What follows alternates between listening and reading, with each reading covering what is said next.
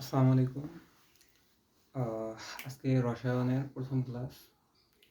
আজকে রসায়নের ধারণা যে অধ্যায়টা আছে এটা শুরু করব। তো রসায়ন মেইনলি তোমাদের নিশাত ভাইয়া পড়াবে। তো তোমাদের নিশাত ভাইয়া বর্তমান অনুপস্থিত থাকার কারণে আমি প্রথম অধ্যায়টা পড়াই দেব। পরবর্তী অধ্যায়গুলো তোমাদের নিশাত ভাইয়া কন্টিনিউ করবে। তো আমি আজকে যে টপিকগুলো পড়াবো সেগুলো হচ্ছে মানে পরীক্ষা আসার মতো যে টপিকগুলো প্রথম অধ্যায় থেকে যদি প্রশ্ন হয় তাহলে যেই টপিকগুলো থেকে প্রশ্ন করবে সেই টপিকগুলোই পড়াবো। হয়তো বা দু একটা জিনিস বাদ যেতে পারে, সেইগুলো তোমরা একটু বই দেখে পড়ে নিতে পারো, অথবা সেগুলো যদি নাও পড়ো তাও পরীক্ষায় অ্যান্সার করতে পারবো। আচ্ছা, তো চলো আমরা রসায়নের প্রথম অধ্যায়ের লেকচার শুরু করি। শুরুতেই তোমরা একটা জিনিস মনে রাখবা যে প্রাকৃতিক বিজ্ঞান থেকে আমাদের পদার্থ, রসায়ন এবং জীববিজ্ঞান তিনটাই এসেছে। প্রাকৃতিক বিজ্ঞান থেকে এই তিনটা বিজ্ঞান আসছে। তো পদার্থ রসায়ন তো আলাদা হিসাব, পদার্থ জীববিজ্ঞান ওইদিকে গেল, আর রসায়নটা নিয়ে আমরা আজকে আলোচনা করব। তো তোমাদের রসায়ন হচ্ছে বিজ্ঞানের একটা শাখা, ঠিক আছে? তো শুরুতেই আমরা রসায়ন কাকে বলে, রসায়ন কি, এটার সংজ্ঞা দেখব।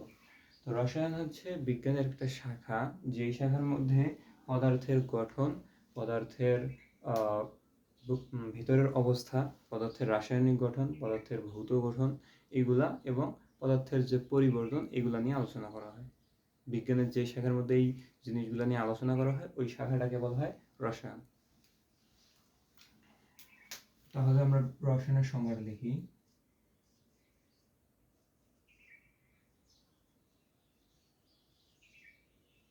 বিজ্ঞানের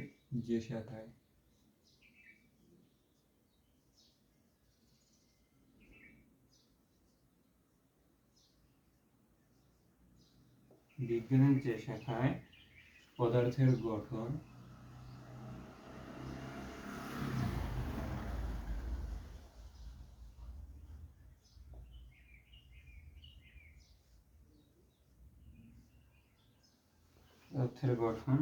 পদার্থের ধর্ম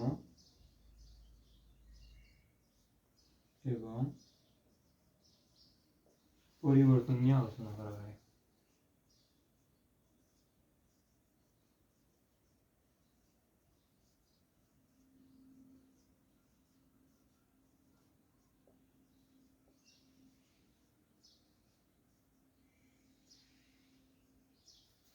আলোচনা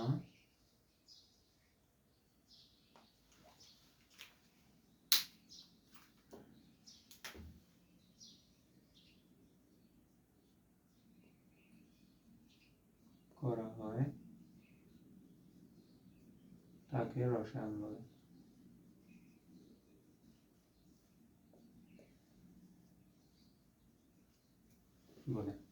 তো এই হচ্ছে তোমাদের রসায়নের একটা প্রকার সংজ্ঞা। তো এখানে দেখো বলছে পদার্থের গঠন, অর্থাৎ পদার্থগুলো কিভাবে গঠিত, এদের ভিতরে অণু পরমাণুগুলো কিভাবে থাকে, এই জিনিসটা নিয়ে আলোচনা করা হয়। পদার্থের ধর্ম, মানে পদার্থটা কঠিন, তরল নাকি বায়বীয়, পদার্থটা কি জায়গা দখল করে নাকি গ্যাসীয় অবস্থায় থাকে, এটাকে দেখা যায় কি না, এটার আয়তন কতটুকু, এই যে ধর্ম বা বৈশিষ্ট্যগুলো আছে এইগুলো নিয়ে আলোচনা করা হয়। এবং পরিবর্তন নিয়ে আলোচনা করা হয়, অর্থাৎ একটা বস্তু পদার্থ একটা কঠিন থেকে তরল হলো, আর তরল থেকে বায়বীয় হলো, বা বায়বীয় থেকে আবার তরল বা কঠিন হলো, এই যে পরিবর্তনগুলা, এই পরিবর্তনগুলো নিয়ে যেই শাখার মধ্যে আলোচনা করা হয় বিজ্ঞানের, ওই শাখাটাই হচ্ছে রসায়ন। তো এটা হচ্ছে তোমাদের রসায়নের সংজ্ঞা। এখন তোমরা যদি তোমাদের বইটা খোলো, বইয়ের প্রথম অধ্যায়ের একটা পৃষ্ঠা পার হলে তোমরা রসায়নের সংজ্ঞাটা পেয়ে যাবে। তো সেটা থেকে তোমরা যদি নোট করো, নোটের মধ্যে শুরুতেই রসায়নের সংজ্ঞাটা লিখে ফেলবা, ঠিক আছে? রসায়নের সংজ্ঞা লেখার পর তোমাদের এই অধ্যায়ের মধ্যে কয়েকটা মানে টপিক ওয়াইজ যদি তোমাদের পড়ো তাহলে সেগুলো কমপ্লিট হয়ে যাবে। শুরুতেই আমরা যে জিনিসটা করবো সেটা হচ্ছে তোমাদের কিছু পরিস্থিতি নিয়ে আলোচনা করবো, রসায়নের পরিচিতি।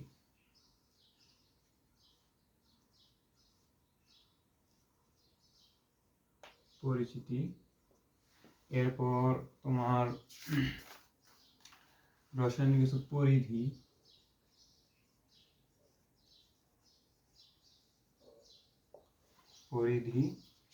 এরপর অন্যান্য শাখার সাথে যে সম্পর্ক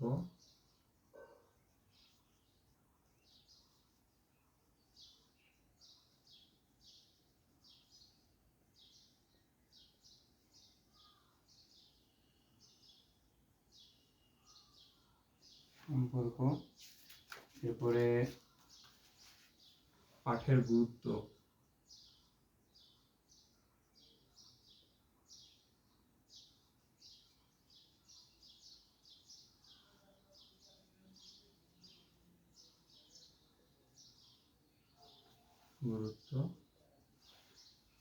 এরপরে হচ্ছে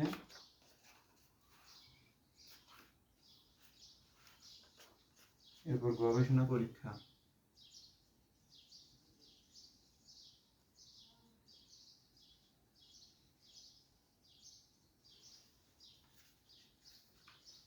গবেষণা প্রক্রিয়া,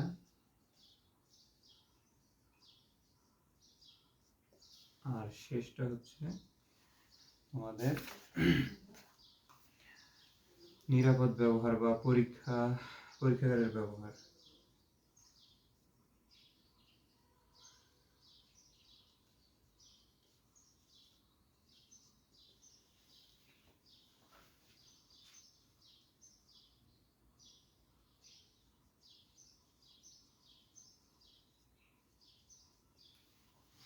তো এই 6টা টপিক নিয়ে তোমরা যদি একটু সংক্ষিপ্তভাবে ধারণা নাও তাহলে তোমাদের প্রথম অধ্যায় সম্পর্কে যে কোনো প্রশ্নের উত্তর করতে পারবে, কারণ এগুলো থেকেই তোমাদের প্রশ্ন আসবে পরীক্ষার মধ্যে, এই টপিকগুলো থেকে। তো আমরা শুরুতেই একটু পরিস্থিতি নিয়ে আলোচনা করব, এরপর পরিধি, এরপর অন্যান্য শাখার সাথে সম্পর্কটা দেখাবো, এরপর রসায়ন পাঠের গুরুত্ব কিছু আছে এগুলো দেখবো, এবং গবেষণা প্রক্রিয়া শেষে পরীক্ষাগারের ব্যবহারের যে মোস্ট ইম্পর্টেন্ট একটা টপিক আছে ওইটা দেখবো। তো চলো আমরা শুরু থেকেই শুরু করে দিই, পরিচিতি থেকে। রসায়নটা মূলত আসলো কোথা থেকে?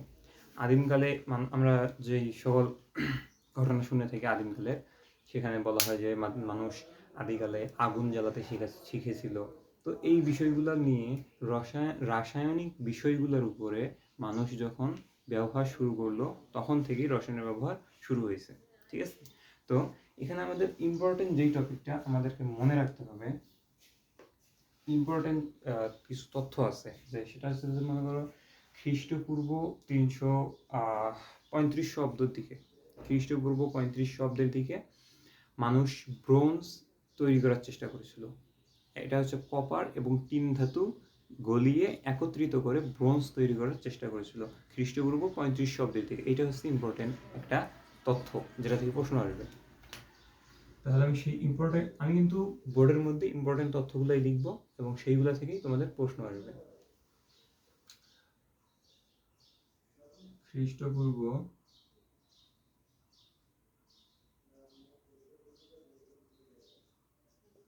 35 অব্দের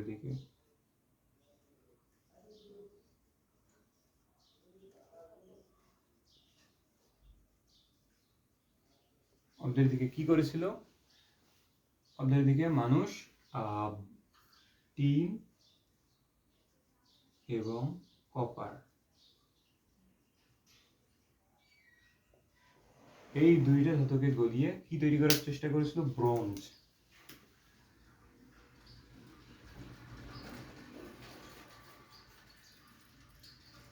ব্রোঞ্জ তৈরি করার চেষ্টা করেছিল। তো এইটা হচ্ছে তোমাদের রসায়নের একটা ফার্স্ট প্রয়োগ। মানুষ এই দুইটাকে গলিয়ে ব্রোঞ্জ যে তৈরি করার মানে ব্রোঞ্জ তৈরি করেছিল, এইটা হচ্ছে রসায়নের প্রথম একটা প্র্যাকটিক্যাল জিনিস, প্রথম প্র্যাকটিক্যালিভাবে একটা রসায়নের ব্যবহার হয়েছিল এটাতে, ঠিক আছে? আচ্ছা, তো এটা হচ্ছে তোমাদের একটা ইম্পর্টেন্ট টপিক। এখানে তোমাদের এমসিকিউ আসবে যে কি কি ধাতু গলিয়ে ব্রোঞ্জ তৈরি করা যায়? উত্তরটা হবে টিন এবং কপার। আরেকটা প্রশ্ন আসতে পারে যে মানুষ কত অব্দের দিকে বা কতদিন আগে এই ব্রোঞ্জ তৈরি করেছিল? সেটা হবে এই যে খ্রিস্টপূর্ব 35 অব্দের দিকে। এটা হচ্ছে তোমাদের একটা ইম্পর্টেন্ট তথ্য। আচ্ছা, এই ব্রোঞ্জ দিয়ে কিন্তু ভালো মানের অস্ত্র তৈরি হতো, এটা থেকে ভালো মানের অস্ত্র তৈরি হতো।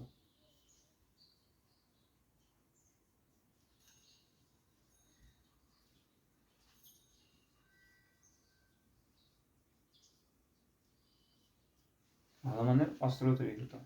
আচ্ছা, এখন খ্রিস্টপূর্ব 380 খ্রিস্টপূর্ব 380 অব্দের দিকে একজন বিজ্ঞানী ছিলেন, তার নাম হচ্ছে ডেমোক্রিটাস। এই ডেমোক্রিটাস বলেছিলেন যে পদার্থগুলোকে যদি ভাঙ্গা হয়, পদার্থগুলোর মধ্যে একটা ক্ষুদ্র সর্বশেষ একটা ক্ষুদ্র একক পাওয়া যাবে। এটার নাম তিনি দেন অ্যাটম। খ্রিস্টপূর্ব 380 অব্দের দিকে, এটা গেল খ্রিস্টপূর্ব 35 অব্দের দিকে, খ্রিস্টপূর্ব 80 অব্দের দিকে।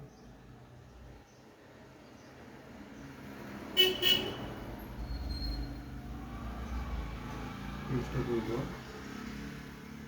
380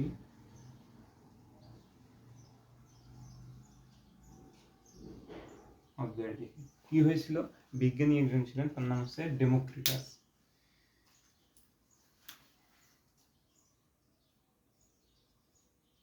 ডেমোক্রিটাস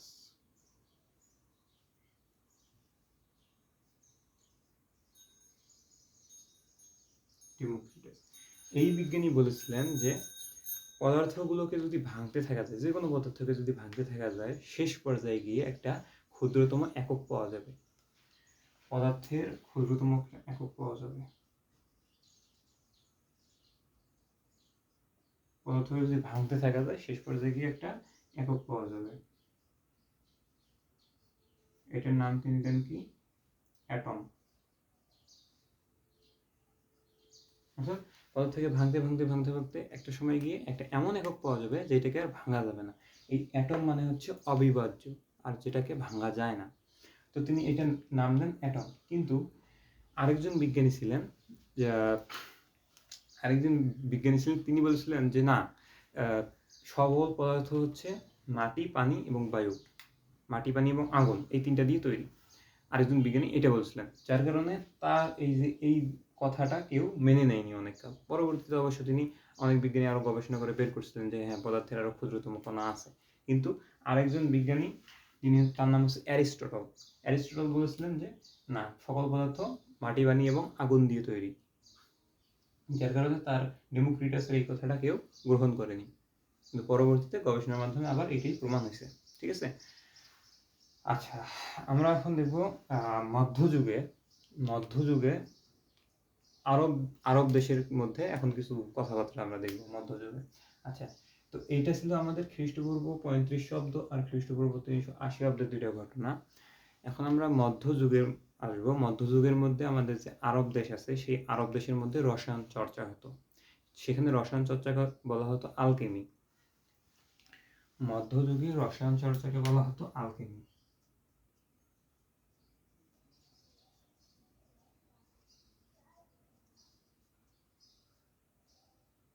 মধ্যযুগে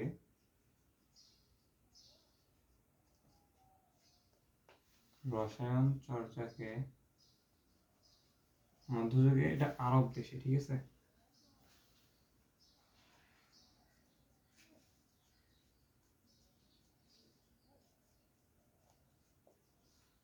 মধ্যযুগে আরব দেশে রসায়ন চর্চাকে কি বলা হতো? আলকেমি। অর্থাৎ তখনও কেমিস্ট্রি বা রসায়ন এই নামকরণ হয় নাই, তখন রসায়ন চর্চাকে আলকেমি বলা হতো।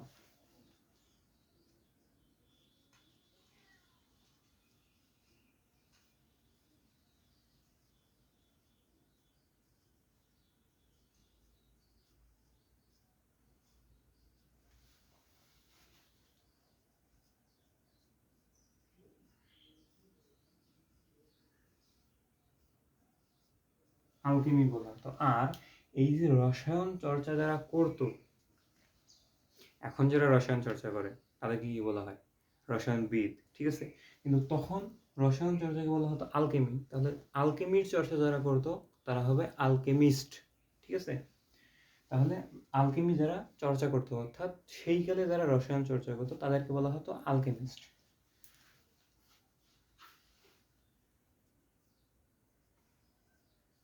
যারা চর্চা করতো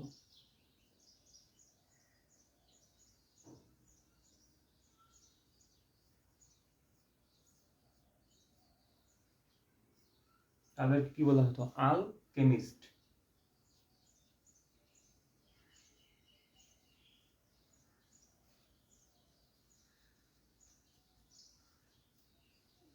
আলকেমিস্ট।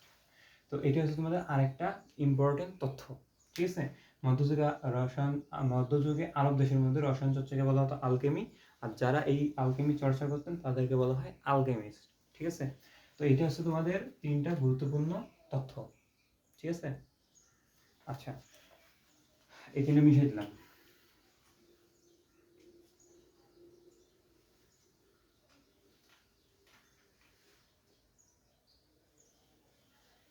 এরপর আমাদের আলকেমি নিয়ে আরো কিছু পড়াশোনা আছে।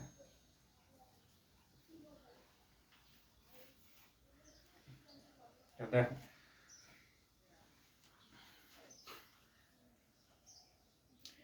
এই আলকেমি শব্দটা আসছে আরবি শব্দ আলকিমিয়া থেকে।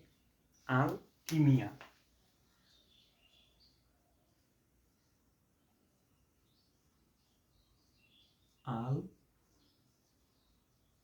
আলকিমিয়া, এটা একটা আরবি শব্দ, ঠিক আছে। এই শব্দ থেকে আসছে আলকেমি।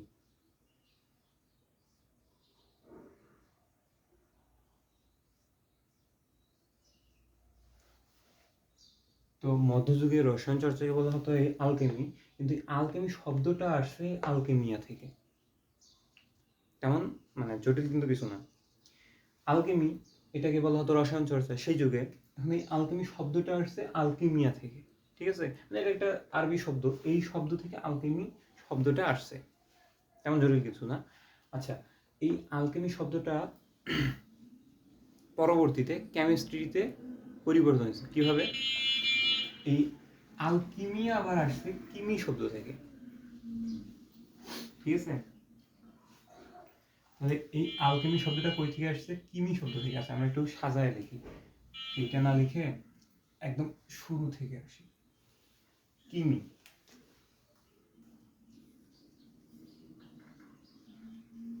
কিমি, এটা থেকে আসলো কি? আলকেমি।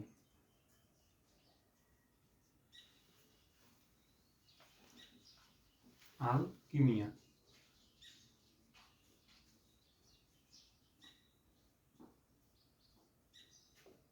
আলকিমিয়া, আলকিমিয়া থেকে আবার কি আসলো?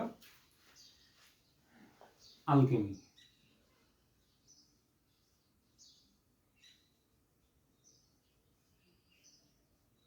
এই শুরুতেই আরবি একটা শব্দ হচ্ছে কিমি, ঠিক আছে। এই শব্দটা থেকে আসলো আলকিমিয়া, এই শব্দটা থেকে আবার আসলো আলকেমি। আর মধ্যযুগে ওই রসায়ন চর্চাকে আলকেমি বলা হতো। এখন আলকেমি যখন বলা হয় তখন বিজ্ঞানীরা চিন্তা করলেন আলকেমি কোথা থেকে আসলো। তারা আবার এইটা খুঁজতে খুঁজতে পাইলেন যে আরবি আরেকটা শব্দ আছে, ওই শব্দটা হচ্ছে আলকেমিয়া, ওই শব্দ থেকে এই শব্দটা আসছে। আবার তারা চিন্তা করলেন যে এই আলকেমিয়া তাহলে কই থেকে আসলো। তারা আবার ভাবতে মানে গবেষণা করতে করতে খুঁজতে খুঁজতে দেখলেন যে আলকিমিয়া শব্দটা আসছে কিমি শব্দ থেকে। এখন এই কিমি শব্দ থেকে বিজ্ঞানীরা ডিরেক্ট কেমিস্ট্রি বার করে ফেললেন। কিমি এই শব্দ থেকে কি বার করলেন? কেমিস্ট্রি। আচ্ছা, এইটার ইংরেজি হচ্ছে কিমি।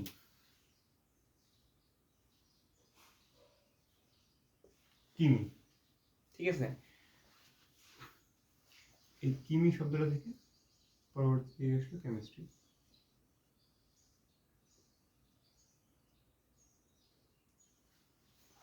কিমি শব্দ থেকে পরবর্তীতে কেমিস্ট্রি শব্দটা আসলো।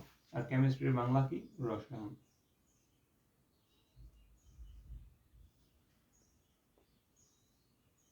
ব্যাস, এটা হচ্ছে আমাদের রসায়ন নামের নামকরণ। আরবি একটা শব্দ কিমি ছিল, সেটা থেকে পরবর্তীতে আসছে আলকিমি, আলকিমিয়া থেকে আসছে আলকেমি। এখন এটা গবেষণা করে একদম শুরুর এই শব্দটা থেকেই বিজ্ঞানীরা এখন এই কেমিস্ট্রি আবিষ্কার করেছে, কেমিস্ট্রি নামকরণ করে ফেলছে, ঠিক আছে। আচ্ছা, আরেকটা হচ্ছে একজন বিখ্যাত আলকেমিস্ট ছিলেন, তার নাম হচ্ছে জাবির ইবনে হাইয়ান। তিনি এই রসায়নের ল্যাবের মধ্যে গবেষণার মানে পদ্ধতিটা চালু করছেন। রসায়ন ল্যাবের মধ্যে গবেষণা পদ্ধতি চালু করছেন কেমিস্ট একজন, তার নাম হচ্ছে জাবির ইবনে হাইয়ান। জাবির ইবনে হাইয়ান, জাবির ইবনে হাইয়ান,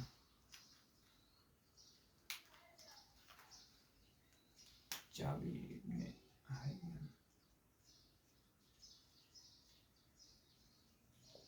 জাবির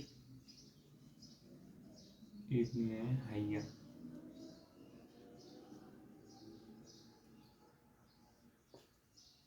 ইনি কি করেন? প্রথম রসায়ন চর্চা করেন।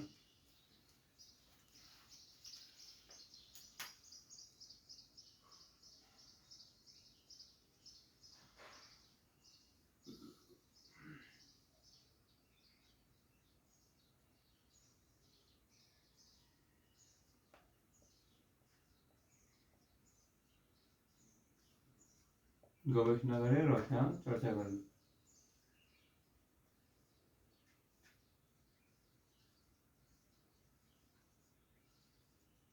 করেন, ঠিক আছে?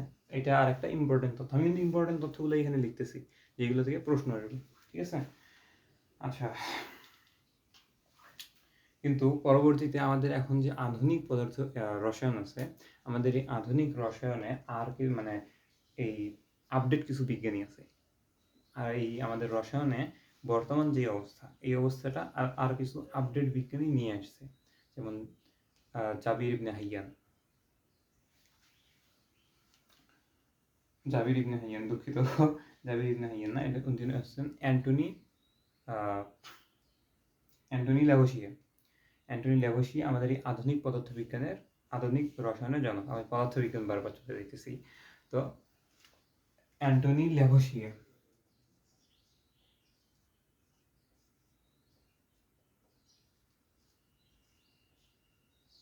অ্যান্টনি ল্যাভোসিয়ে আধুনিক রসায়নের জনক।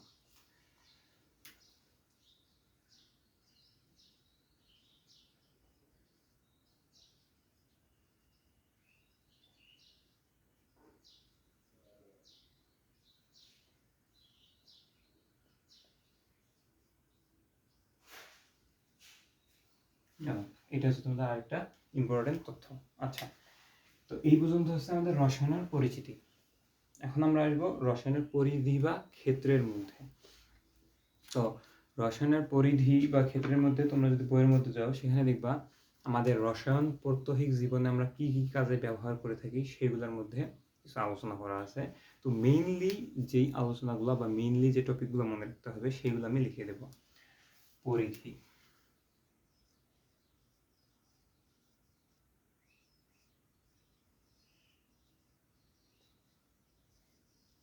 মেইন কিছু পরিধি আমি লিখে দিতেছি। যেমন আমরা প্রাত্যহিক শ্বাস প্রশ্বাসের কাজে বায়ু ব্যবহার করি, আর এই যে বায়ু ব্যবহার করি, এটা কিন্তু রসায়নের একটা অংশ, ঠিক আছে? আচ্ছা,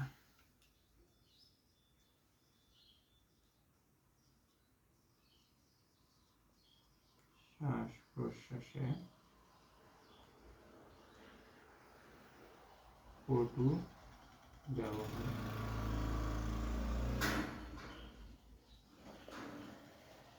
আর শ্বাস প্রশ্বাসের কাজে অক্সিজেন বা O2 ব্যবহার করে থাকি, অক্সিজেন যেটাকে বলা হয়। তো আমরা যে শ্বাস প্রশ্বাসে বায়ু ব্যবহার করে থাকি, এইটা হচ্ছে রসায়নের একটা পরিধি। এবার আমরা খাবার পানিতে যদি আসি,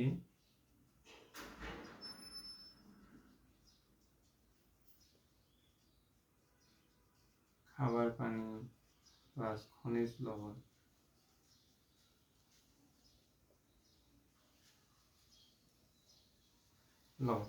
আমাদের এই যে খাবার পানি আছে, এটার ভিতরেও কিন্তু রাসায়নিক তোমার আলোচনা আছে। কারণ আমরা পানি কি জানি? পানি জানি H2O। এই যে পানির সংকেত, পানির ভিতরে হাইড্রোজেন আছে, অক্সিজেন আছে, হাইড্রোজেন আছে দুইটা। এই যে জিনিসগুলো, এগুলো কিন্তু রসায়নেরই অবদান। রসায়ন থেকে এগুলো গবেষণা করে করে বের করা হয়েছে, ঠিক আছে? আচ্ছা, রসায়ন এগুলো গবেষণা করে করে বের করছে, এই জন্যে আমাদের রসায়নের পরিধিটা এই পানি পর্যন্ত আছে। আবার খনিজ লবণ বিভিন্ন ধরনের আছে, খনিজ লবণগুলোর কি কি নিয়ে গঠিত, এগুলো রসায়ন গবেষণা করছে। যার কারণে আমরা বলতে পারি পানির মধ্যে বা খনিজ লবণের মধ্যে রসায়নের পরিধি আছে। এটা মেইন কিছু আমি পরিধি বলতেছি, বইয়ের মধ্যে আরো দেওয়া আছে। এরপর যদি আমরা সার বা কীটনাশকের কথা চিন্তা করি,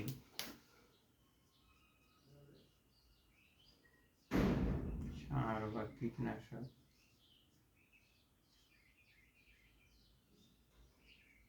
এই সার বা কীটনাশক রসায়নের গবেষণার ফলেই আসছে। যেমন নাইট্রোজেন, তারপর পটাশ, তারপর ক্যালসিয়াম ইত্যাদি যে সারগুলো আছে, এই সারগুলোর মধ্যে তোমার রসায়নের কিন্তু পরিধি বিদ্যমান আছে, কারণ রসায়নের গবেষণা, এই গবেষণার ফলে এই সার বা কীটনাশকগুলো আবিষ্কার হয়েছে। ঠিক আছে, আচ্ছা। এরপর লাস্ট আরেকটা আছে কাগজ। আমরা বইয়ের বা খাতার যে কাগজগুলো আছে এগুলা সেলুলোজ থেকে তৈরি। তো সেলুলোজ কি? সেলুলোজ হচ্ছে আমরা এই যে আমরা যদি এখন জীববিজ্ঞানে ঢুকি, জীববিজ্ঞানের সেলুলোজ কিন্তু আমরা পড়বো সামনে। ঠিক আছে, আচ্ছা। তো উদ্ভিদের ছাল বাকল, তারপর বাঁশের যে ছাল বাকল, এইগুলা থেকে কাগজ তৈরি হয়। এগুলোর মধ্যে কিন্তু সেলুলোজ আছে যেগুলো থেকে কাগজ তৈরি হয়। এই যে এগুলো থেকে কাগজ তৈরি করছে রসায়নের আবিষ্কারের ফলে, রসায়নের গবেষণার ফলে, এই জন্য এইটার মধ্যেও রসায়নের পরিধি বিদ্যমান আছে। কাগজ, এই যে আমি কালি দিয়ে লিখতেছি, এটাও রসায়নের গবেষণার ফলাফল।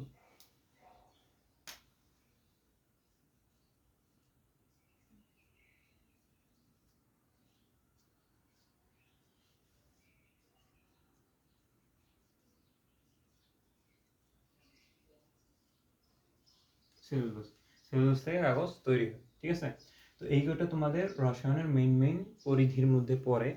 তো বইয়ের মধ্যে, বই অনুযায়ী আর কি, বই অনুযায়ী আরও কিছু পরিধি তোমরা বইয়ের মধ্যে যদি পড়ো তাহলে দেখতে পারবে। তো আমি আর সেদিকে যাইতেছি না, আমি মেইন কয়েকটা পরিধি দেখাই দিলাম, তো বাকিগুলো একটু কষ্ট করে বই থেকে পড়ে নিবা বা বুঝে নিবা। আর যদি বুঝতে সমস্যা হয় সেটা জানাবা, তোমাদের নিষাদ ভাইয়া চলে আসবে, নিষাদ ভাইয়ের সামনে আসতেছে তোমাদের, তো সেটা যদি জানাও তোমাদের নিষাদ ভাইয়া আবার এইটুকু বা একটু হালকাভাবে আলোচনা করে দেবে, ওটা ব্যাপার না। আচ্ছা, আমরা এখন পরবর্তী টপিকের মধ্যে যাবো, যে রসায়নের সাথে অন্যান্য শাখাগুলোর সম্পর্ক বা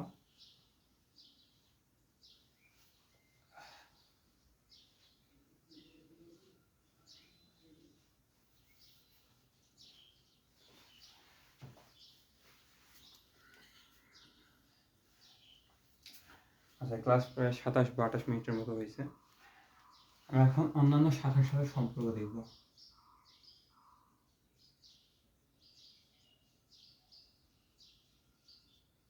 অন্যান্য শাখার সাথে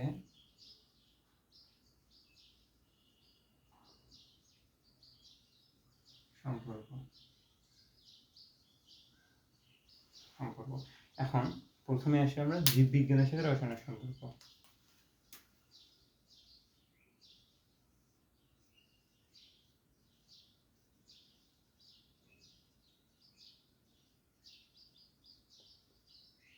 জীববিজ্ঞানের সাথে রসায়নের সম্পর্ক, জীববিজ্ঞানের সাথে রসায়নের সম্পর্ক একদম কানেকটিভ, কারণ রসায়নের অনেক বিষয় জীববিজ্ঞানের উপর নির্ভরশীল করে, আবার জীববিজ্ঞানের মেইন অনেক বিষয় রসায়নের সাথে সম্পর্কিত। কেন? তোমরা যদি একটা এক্সাম্পল দেই, যে গাছের কথা যদি চিন্তা করো, গাছের খাদ্য তৈরির কথা যদি চিন্তা করো, রসায়নের যে বিক্রিয়াগুলো এইগুলো ব্যবহার করে গাছ কিন্তু খাদ্য তৈরি করে। রসায়নের তোমরা যদি গবেষণার কথা চিন্তা করো, যে রসায়নের বিক্রিয়ার কথা যদি চিন্তা করো, আমরা যদি সালোক সংশ্লেষণ প্রক্রিয়ার কথা চিন্তা করি, সেখানে সূর্যের আলো আসতেছে, পানি থাকতেছে এবং পাতার ক্লোরোফিল থাকতেছে, তিনটার মধ্যে রাসায়নিক বিক্রিয়া হয়ে খাদ্য তৈরি হইতেছে। তাহলে এখানে আমরা এক্সাম্পল হিসেবে লিখতে পারি,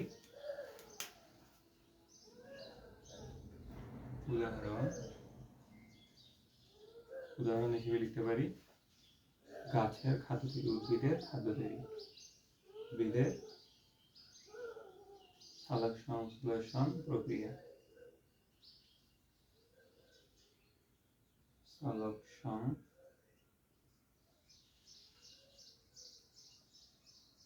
সংশ্লেষণ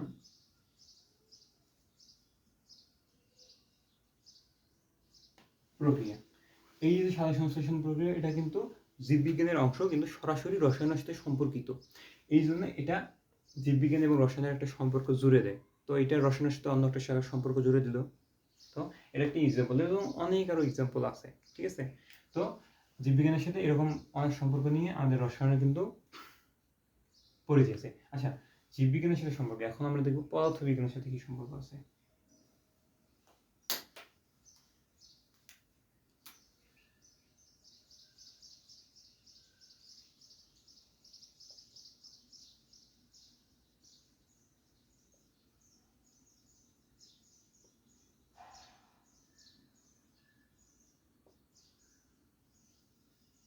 এখন তুমি চিন্তা করো, বিভিন্ন পদার্থ একটা কঠিন পদার্থের মধ্যে এর ভিতরে যে অণু পরমাণুগুলো আছে এগুলো কিভাবে আছে, অণু পরমাণুগুলো একটা আরেকটার সাথে কিভাবে যুক্ত আছে, অণু পরমাণুগুলোর ভিতরে কতটুকু আন্তঃআণবিক দূরত্ব আছে, কতটুকু আন্তঃআণবিক শক্তি কাজ করতেছে, এই বিষয়গুলো কিন্তু রসায়নের সাথে সম্পর্কিত। আর পদার্থের যে বিষয়টা, এটা পদার্থবিজ্ঞানের সাথে সম্পর্কিত। তাহলে পদার্থবিজ্ঞান এবং রসায়নের মধ্যে একটা কানেকশন তৈরি হয়ে গেল। ঠিক আছে? তো তোমাদের বইয়ের মধ্যে বিদ্যুৎ, তারপরে চৌম্বক, এই জিনিসগুলোর কথা বলা আছে। কারণ চৌম্বক একটা পদার্থ, ঠিক আছে? তো চৌম্বক আর একটা চৌম্বককে আকর্ষণ করতেছে, কেন আকর্ষণ করতেছে, এটা রসায়নের বিষয়। আবার বিদ্যুতের কথা চিন্তা করো, বিদ্যুৎ একটা পদার্থ, এটা পদার্থবিজ্ঞান একভাবে ব্যাখ্যা দিতে পারে, আবার রসায়ন আরেকভাবে ব্যাখ্যা দিতে পারে। এই যে এই কানেকশনগুলো, এইটা হচ্ছে তোমার পদার্থবিজ্ঞানের সাথে রসায়নের সম্পর্ক। ঠিক আছে? আচ্ছা, তো এখানে তুমি অনেকগুলো উদাহরণ বইয়ের মধ্যে দেওয়া আছে, একটা উদাহরণ লিখলাম না, তোমার বইয়ের মধ্যে থেকে উদাহরণগুলো এখানে লিখে নিবা, কি কি উদাহরণ দেওয়া আছে। ঠিক আছে? আচ্ছা, এরপর আমরা দেখি গণিতের সাথে রসায়নের সম্পর্ক।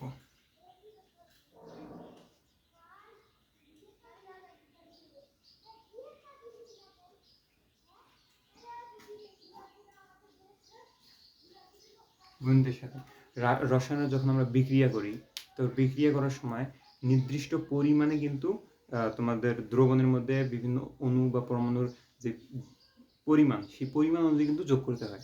একটা রাসায়নিক বিক্রিয়া করতে গেলে রাসায়নিক বিক্রিয়ার যে উপাদানগুলো কিন্তু পরিমাণ অনুযায়ী যোগ করতে হয়। যে পানির মধ্যে আমি 5 গ্রাম সোডিয়াম কার্বনেট যোগ করলাম, বা পানির মধ্যে আমি 10 গ্রাম ম্যাগনেসিয়াম কার্বনেট যোগ করলাম, ম্যাগনেসিয়াম ক্লোরাইড যোগ করলাম, এই যে পরিমাণ করে করে আমাকে উপাদান যোগ করতে হইতেছে, এটা কিন্তু রসায়নের সাথে গণিতের সাথে সম্পর্কিত। কারণ ওই যে গণিতের হিসাব আমি করতেছি, গণিতের হিসাব করে করে রসায়নের এই যে উপাদান যোগ করতেছি, বা গণিতের হিসাব করে করে আমি রসায়নের বিভিন্ন পরিমাণ নির্ণয় করতেছি, এইটা হচ্ছে গণিতের সাথে রসায়নের একটা কানেকশন হয়ে গেল। ঠিক আছে?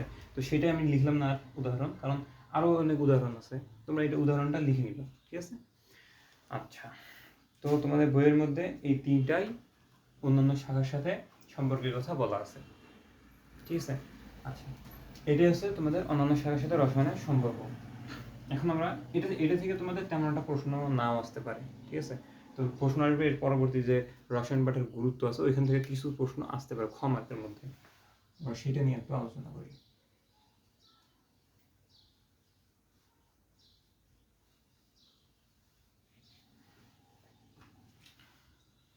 রসায়ন পাঠের গুরুত্ব, এখানে তোমাদের একটা আমি প্রশ্ন ডিরেক্ট লিখে দিতেছি।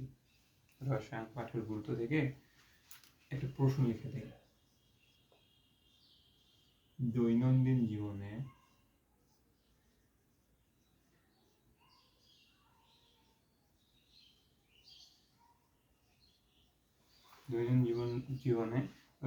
রসায়নের ভূমিকা।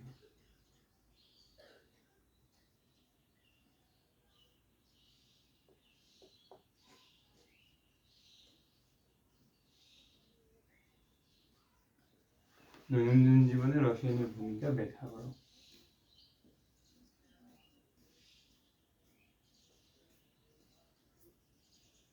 এই টাইপের প্রশ্ন তোমাদের পরীক্ষার মধ্যে দেবে, এই পাঠ থেকে, রসায়ন পাঠের গুরুত্ব থেকে।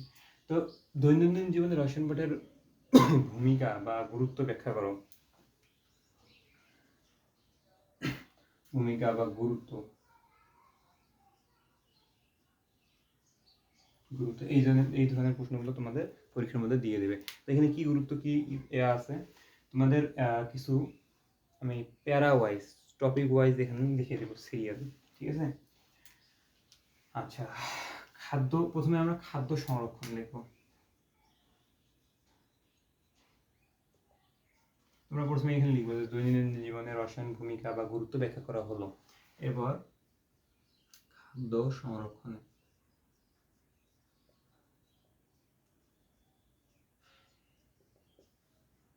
এরকম একটা প্যারা দিবা, দিয়ে এখানে এখন লেখা শুরু করবা। এখানে কি লিখবা, খাদ্য সংরক্ষণে আমাদের রসায়ন ব্যবহার করা হয়, প্রিজারভেটিভস এবং বিভিন্ন যে পদ্ধতিগুলা খাবার সংরক্ষণের, সেই পদ্ধতিগুলো ব্যবহার করে কিন্তু খাদ্য সংরক্ষণ করা হয়। এইটা কিন্তু আমাদের প্রত্যেকের দৈনন্দিন জীবনে কিন্তু রসায়নের একটা গুরুত্বপূর্ণ অবদান আছে এটার ক্ষেত্রে, খাদ্য সংরক্ষণের ক্ষেত্রে। প্রিজারভেটিভসের মাধ্যমে খাদ্য সংরক্ষণ করি, আবার রাসায়নিক বিভিন্ন পদার্থের মাধ্যমে খাদ্য সংরক্ষণ করে থাকি। এই যে রাসায়নিক কিছু পদার্থ, প্রিজারভেটিভস, এগুলো কিন্তু রসায়নের একটা করে পার্ট, রসায়নের গবেষণার ফল। তো এই যে খাদ্য সংরক্ষণে রসায়ন গবেষণার ফল আমরা ব্যবহার করতে পারতেছি, এটা কিন্তু রসায়নের, আমাদের দৈনন্দিন জীবনে রসায়নের একটা ভূমিকা বা গুরুত্ব। আচ্ছা, এরপর ঔষধ ক্ষেত্রে আমরা রসায়ন দেখতে পাই।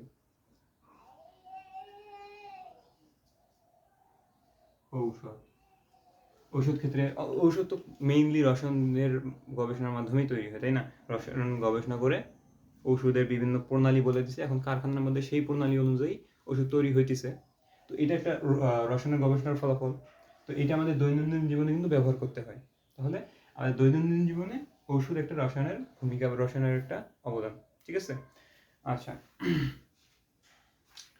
এরপর আমরা যদি তোমার খাদ্য সংরক্ষণে গেল, ওষুধে গেল, এরপর আর আগে কি আছে আমাদের? প্রত্যেক যদি আমরা পড়াশোনার কথা চিন্তা করি, বা আমাদের গাড়ি ঘোড়ার কথা চিন্তা করি, বা আমাদের বিভিন্ন আমাদের দেহের কথা যদি চিন্তা করি, দেহের মধ্যেও কিন্তু মানে অসংখ্য রাসায়নিক বিক্রিয়া হইতেছে অনবরত। ঠিক আছে? তো এই যে আমাদের দেহের মধ্যে রাসায়নিক বিক্রিয়া হচ্ছে, আমাদের ওষুধ শিল্পে রসায়ন লাগতেছে, খাদ্য সংরক্ষণের ক্ষেত্রেও রসায়ন লাগতেছে, এগুলো আমাদের প্রত্যেক জীবনে রসায়নের একটা করে ভূমিকা। ঠিক আছে?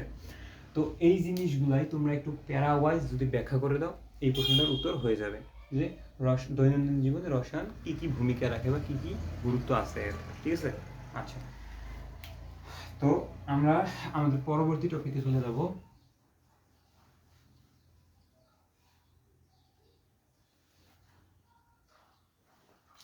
পরবর্তী টপিকে রসায়ন অনুসন্ধান বা গবেষণা।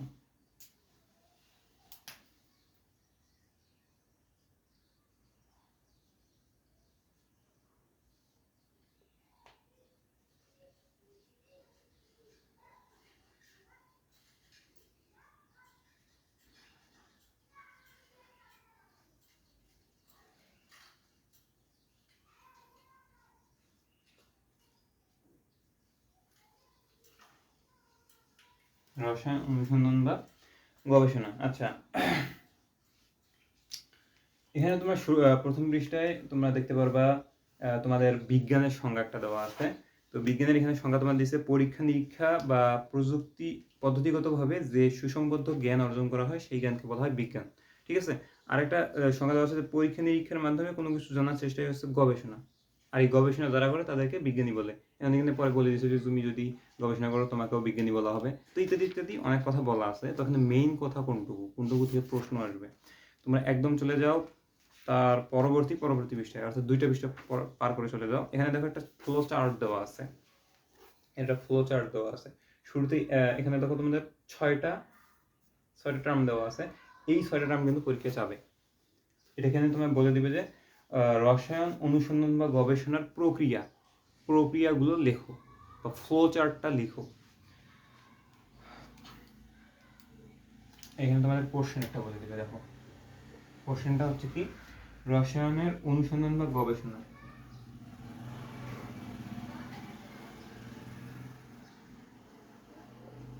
রসায়নের অনুসন্ধান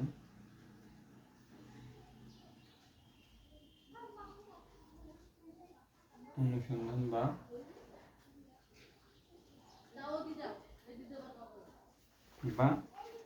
গবেষণা প্রক্রিয়া, ফ্লো চার্ট আকারে লিখো।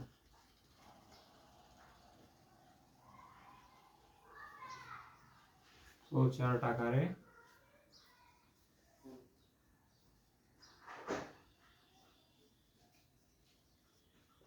লিখো। এখানে কিন্তু তোমাদের 6টা ফ্লো চার্ট আছে, 6টা। তো প্রথমটা হচ্ছে বিষয়বস্তু নির্ধারণ, অর্থাৎ কোন বিষয় সম্পর্কে তুমি গবেষণা করবা সেই বিষয়বস্তুটা নির্ধারণ করবে প্রথম টার্মে।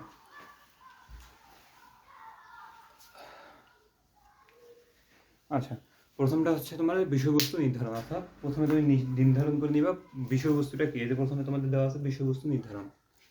এরপর হচ্ছে বই পুস্তক বা অন্যান্য গবেষণাপত্র থেকে সেই সম্পর্কে তথ্য আহরণ করতে হবে, অর্থাৎ যেই বিষয়টা তুমি গবেষণা করবা ওই বিষয় সম্পর্কে আগে কেউ গবেষণা করছে কিনা সেইখান থেকে কিছু তোমাকে ধারণা বা জ্ঞান নিতে হবে, ঠিক আছে।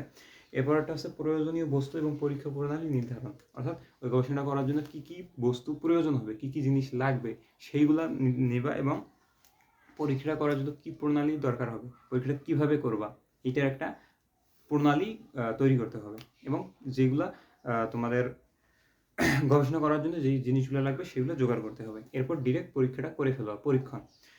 4 নাম্বার তোমার ধাপ হচ্ছে পরীক্ষণ, পরীক্ষাটা করা, ঠিক আছে। এবং পরীক্ষা করার পর সেখান থেকে তথ্য সংগ্রহ করতে হবে, পরীক্ষাটা করার সময় সেখান থেকে তথ্য সংগ্রহ করতে হবে, তথ্য সংগ্রহ করে সেগুলো তথ্যগুলোকে বিশ্লেষণ করতে হবে, এবং শেষে এসে তোমাকে ফলাফল নির্ধারণ করতে হবে।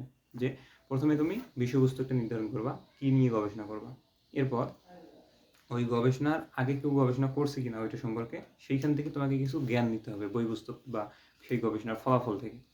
এরপর তোমাকে গবেষণা করার জন্য যে জিনিসগুলো দরকার সেই জিনিসগুলো জোগাড় করতে হবে, মানে উপকরণ জোগাড় করতে হবে, এবং পরীক্ষা প্রণালী একটা সাজাইতে হবে কীভাবে পরীক্ষাটা করবা। এরপর পরীক্ষাটা করে ফেলবা, এবং পরীক্ষা করার সময় সেখান থেকে কিছু তথ্য সংগ্রহ করবা, যে তথ্যগুলো দিয়ে পরবর্তীতে তুমি ফলাফল প্রকাশ করবা। এই হচ্ছে তোমাদের 6টা টার্মের ফ্লোচার্ট। তো এই প্রশ্নটার উত্তর এইভাবে তোমরা লিখে দিবা, ঠিক আছে। আচ্ছা, এরপর আমরা রসায়নের আর কিছু জিনিসের নিরাপদ ব্যবহার দেখব। তোমাদের পরবর্তী বিষয়ে চলে আসো। আচ্ছা, পরবর্তী পৃষ্ঠায় যদি তোমরা আসো সেখানে দেখবা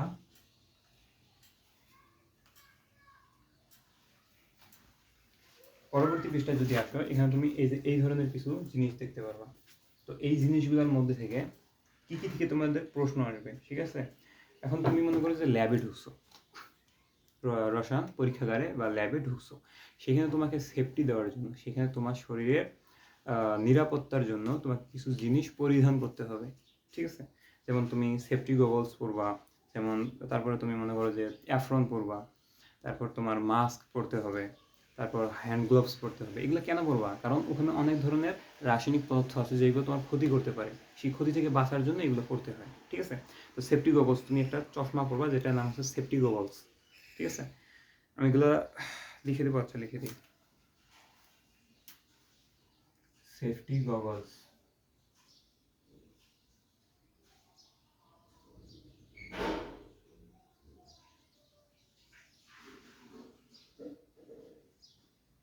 সেফটি গগলস।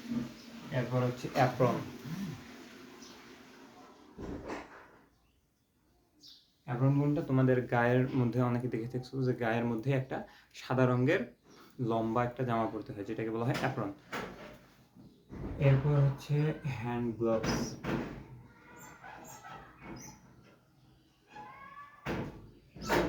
গ্লাভস যেটা হাতের মধ্যে হাত মোজা যেটাকে বলা হয়। এরপর হচ্ছে তোমাদের মাস্ক, ইত্যাদি ইত্যাদি। এইগুলা পড়তে হয় কেন? রসায়নের গবেষণা করে নিজের শরীরকে এগুলো প্রোটেক্ট করার জন্য, বাকিটা আল্লাহর ইচ্ছা, তাই না? আচ্ছা, এইগুলা পরে রসায়ন গবেষণাগারে ঢুকতে হয়। এখন রসায়ন গবেষণাগারে যেই জিনিসগুলো আছে, যেই পদার্থগুলা, যেই রাসায়নিক জিনিসগুলো আছে, ওইগুলোর গায়ের মধ্যে কিছু সাংকেতিক চিহ্ন ব্যবহার করা হয়। কোনো পদার্থটা দেখা যায় বিস্ফোরক, কোনো পদার্থটা আবার আগুন জ্বালিয়ে দিতে পারে, কোনো পদার্থটা আবার তোমার দেহের ক্ষতি করতে পারে।